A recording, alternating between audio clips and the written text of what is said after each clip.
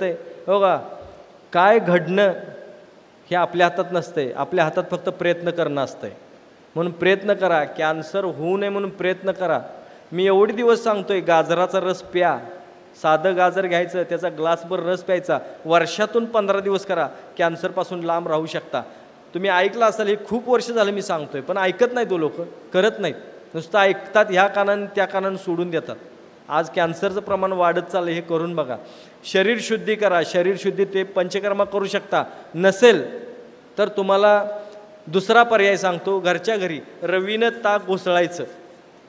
रवीनं ताक घुसळायचं, ते वस्त्रगाळ करून घ्यायचं. म्हणजे पांढऱ्या कापडातून ते गाळून घ्यायचं. 1 ग्लास ताकामध्ये 2 ग्लास पाणी घालायचं.